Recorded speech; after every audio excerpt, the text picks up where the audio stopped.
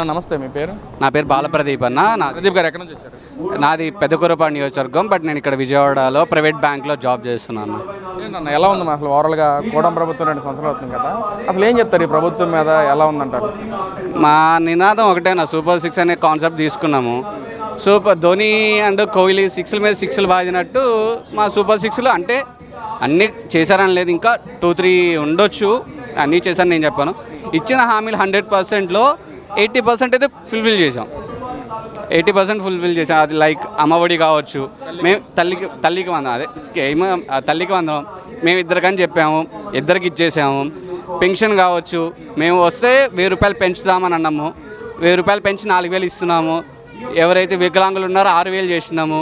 తర్వాత ఎవరైతే dialysis kidney బాధితులు ఉన్నారో వాళ్ళకి 15000 చేసినాము. క్వాలిటీ ఎడ్యుకేషను మీరు రీసెంట్గా చూసుకుంటే ఎప్పుడూ లేనిది ఒక గవర్నమెంట్ స్కూల్స్ విద్యార్థులు వాళ్ళంతా వాళ్ళ బ్రాండ్ అంబాసిడర్లు అయ్యారు. యాక్చువల్గా ఏంటంటే ప్రైవేట్ సంస్థలు బ్రాండ్ అంబాసిడర్ లైక్ హీరోయిన్స్ని పెద్ద పెద్ద హీరోలకి కొన్ని కోట్లు ఇచ్చి ప్రమోషన్ చేయించేవాళ్ళు. కానీ మాకు సింగిల్ రూపీ ఖర్చు లేకుండా గవర్నమెంట్ స్కూల్స్కి బ్రాండ్ అంబాసిడర్లుగా ఒక స్టూడెంట్స్ తయారయ్యారు. ఇప్పుడు ఇంకా అడ్మిషన్స్ పెరిగినాయి. సో దాని క్రెడిట్ ఎవరిది? వైసీపీ నాయకులు క్రెడిట్ అంటా మాదే, జగన్మోహన్ రెడ్డి గారి వల్లే ఈ రోజున అంత ఉత్తీర్ణత శాతం పెరిగింది, గతంలో ఏదైతే రిసోర్సెస్ తీసుకొచ్చారో దానివల్లే పెరిగిందని చెప్పి అంటున్నారు అన్న, నిజమేనంటారు అది? క్రెడిట్ చోరీ దీనిలో కూడా స్టార్ట్ చేశాడా? యాక్చువల్గా ఏంటంటే మీకు తెలిసి ఉంటుంది, కొన్ని రీసెంట్ ఐటీ కంపెనీస్ కానీ, అటు అనితక్క కాన్షియన్స్లో స్టీల్ ఫ్యాక్టరీ కానీ, గూగుల్ కంపెనీ కానీ, అవన్నీ ఏంటంటే నేను తెచ్చాను ఎగిరాడు. సార్ నువ్వు తెచ్చాడు అయితే ఎంఓఈ ఏది? సరే మేము పెట్టకముందే నువ్వు మీటింగ్ పెట్టి చెప్పొచ్చు కదా, చెప్పలే. అది అయిపోయాక శంకుస్థాపన జరిగినాక నేనే తెచ్చినాను మీటింగ్ పెట్టేవాడు. ఎందుకు పెడతాడో తెలీదు. ఇప్పుడు ఇదంతా ఈ జమానా అంతా గూగుల్ అన్న, నెట్ యుగం. నువ్వు ఇట్లా కొట్టినావు అనుకో బయోడేటా వస్తుంది. నీ జాతకం మొత్తం వచ్చింది జగన్ అన్న. ఎందుకు క్రెడిట్ చోరీలు ఎందుకు? ఎవరి విద్యా విధానాల వల్ల? నాకు తెలిసి అయితే అన్న, చిన్నప్పటి నుంచి నేను చూసిన దానిలో పేరెంట్స్ టీచర్స్ మీటింగ్ ఎప్పుడు జరగలే, 100 days షెడ్యూల్ అనేది పెట్టలే.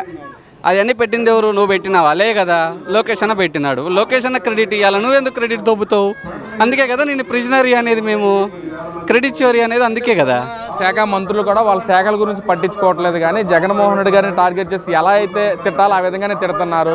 ఎందుకంటే ప్రజల్లో టీడీపీ ప్రభుత్వం మనన్న కోల్పోయింది, జగన్మోహన్ టార్గెట్ చేసి మాట్లాడితే మనం మళ్ళీ గెలవచ్చు అన్న ఉద్దేశంతో జగన్మోహన్ టార్గెట్ చేసి మాట్లాడుతున్నారు. నిజమేనా అంటారు అన్నది? అన్న, జగన్ని టార్గెట్ చేసేంత అయితే లేదన్న, ఆయనకి సీన్ అయితే అయిపోయింది. ఎందుకంటే 151 నుంచి 11 పడ్డప్పుడే ఆయన పరువు గల్లంతా అయిపోయి ఆయన పరువు. ఇంక ఇప్పుడు ఇప్పుడు ఏంటంటే మనం ఇలా సామెతలో చచ్చిన పోని మళ్ళీ చంపక్కర్లే. సో ఏంటంటే అది ఆల్రెడీ చచ్చింది. సో మళ్ళీ కొట్టక్కర్లాల్సిన అవసరం లే. మేము ఏంటంటే జనాల్లోకి మా ప్రభుత్వం వచ్చినాక మేము అంటే సూపర్ 6కి ఇచ్చిన స్కీమ్స్ ఏవైతే ఉన్నాయో అవి జనాల దగ్గరలో తీసుకెళ్ళి, ఇప్పుడు మేము చేసే పని మేము చెప్పుకోవడం తప్పులేదు. నువ్వు చేసిన పని ఏది ఉంటే నువ్వు చెప్పుకో. అంటే ఈ రోజున సూపర్ 6 పథకాలన్నీ కూడా వెన్నుపోటు పొడిచాడు చంద్రబాబు, ప్రజలకి మొత్తం సూపర్ 0గా చేశాడు. దీన్ని అందరికీ వైసీపీ నాయకులు ప్రతిఘటిస్తూ రేపు జూన్ నెలలో నిరసన కార్యక్రమాలు కూడా చేపడతామని చెప్పి వైసీపీ నాయకులు మాట్లాడుతున్నాను. దాని గురించి ఏంటి అసలు? జూన్ ఎందుకన్నా ఇప్పుడే చేయమని రాదా?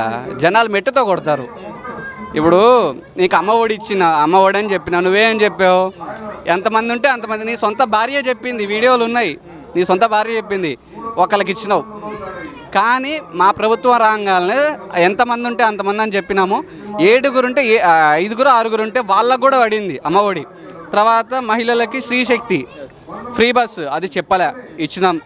దివ్యాంగులకి ఇచ్చినాం, చెప్పలే, ఇచ్చినాం. పెన్షను చెప్పినాం, ఇచ్చినాం. ఆటో డ్రైవర్లది ఇచ్చినాం. అన్నదాత సుఖీభావ ఇచ్చినాం. ఇంకేమి అలా రిచ్ టు పూర్ చేస్తాం. P4 అదే రిచ్ టు పూర్. ఒక రిచ్ పర్సన్ వచ్చి పూర్ ఫ్యామిలీని అడాప్ట్ చేసుకొని వాళ్ళకి ఎలా గైడ్ చేసి వాళ్ళని పూర్ చేయాలో మొత్తం ఒక షెడ్యూల్ ఉన్నది, దిశానిర్దేశం చేసినారు బాబు గారు. దాని ప్రకారం ఇప్పుడు నాకు తెలిసింది ఒక అన్నకు తెలియకపోవచ్చు, ఆయన తెలిసిన నాలెడ్జ్ నాకు తెలియకపోవచ్చు. మేము ఇద్దరం ఎక్స్చేంజ్ చేసుకుంటాం నాలెడ్జ్. దీన్నే rich to poor, poor to rich. మరి ఇప్పుడున్న ఎమ్మెల్యేల పనితీరు ఎలా ఉందంటారు? అంటే అన్ని నియోజకవర్గాల పరిస్థితి చూసుకుంటే ఒక పక్కన వైసీపీ నాయకులు మాట్లాడుతున్నారు మరి ఇదే అంశం మీద.